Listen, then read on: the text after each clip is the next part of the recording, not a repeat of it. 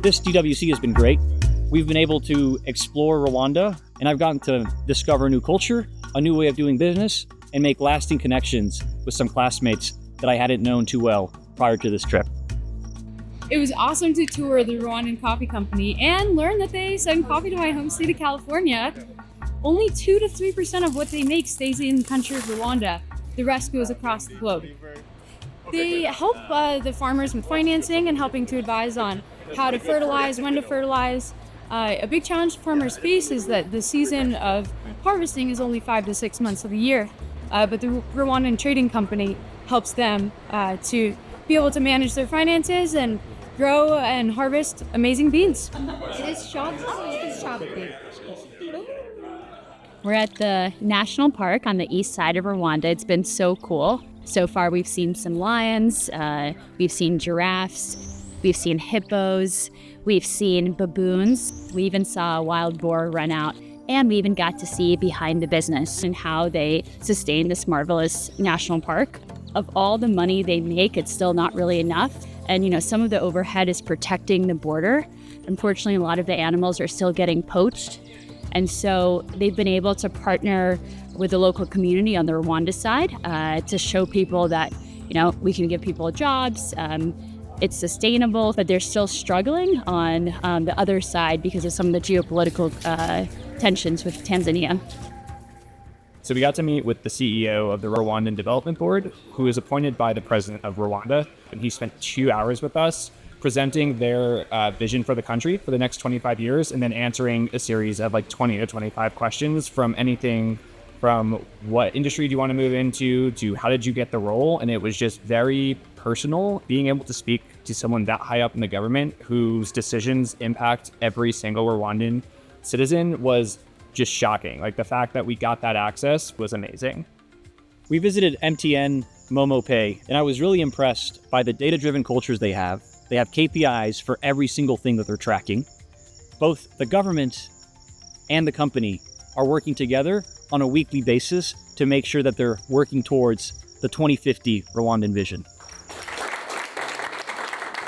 We've visited Rwandan Mountain Tea. Tea is a very strategic and important export. I work in the food manufacturing business, and they were very automated. They're facing the same challenges that the company I work at is facing, and there were a significant amount of similarities with the issues they're facing with scaling, how they're going about automation, how they're budgeting CapEx and kind of mirroring that with their sales, and how their product market fit really has been growing domestically and also internationally.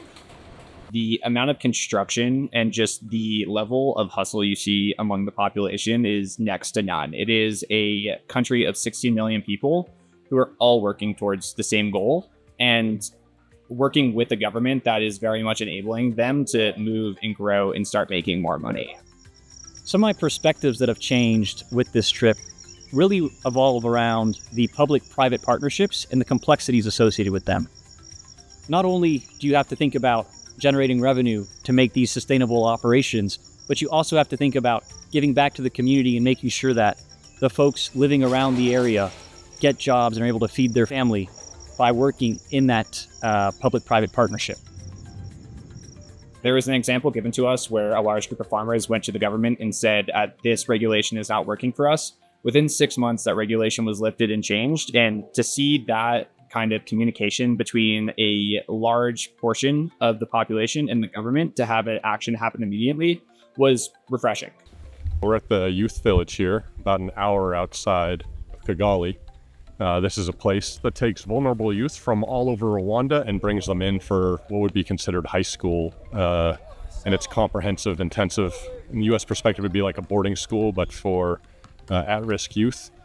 They provide them educational services, social services. They live together in a home to recreate a sort of family environment. So instead of dorms, they live together and they create a system of values that the students kind of carry on with them throughout life. And then they help place them in jobs or higher education after they leave here. It's an absolutely gorgeous place. I think most students in the United States would actually feel fortunate to be able to study in a place like this. I would have loved to go to high school here. There's a thriving ecosystem of business. There's a thriving ecosystem of artists, and it's just something that seems to be continuing to grow with a lot of momentum and a lot of focus on education and a lot of focus on how can you rise the tide with everyone and not just like the top people that are already rich. One thing that has been fascinating to me is the fintech infrastructure in this country. We are driving through the hills in rural villages and we still have service. What that does is it enables every single person in this country to be digitally banked. Everyone uses their phone to pay. And that is how money is transferred here, and it is significantly different and more efficient than any type of digital transaction or money transfer than I've seen in any country I've visited, including the United States. I come back to the States with a new understanding and appreciation for what Rwanda has overcome. And just being able to discover a new country where the people are so warm and welcoming has been so amazing.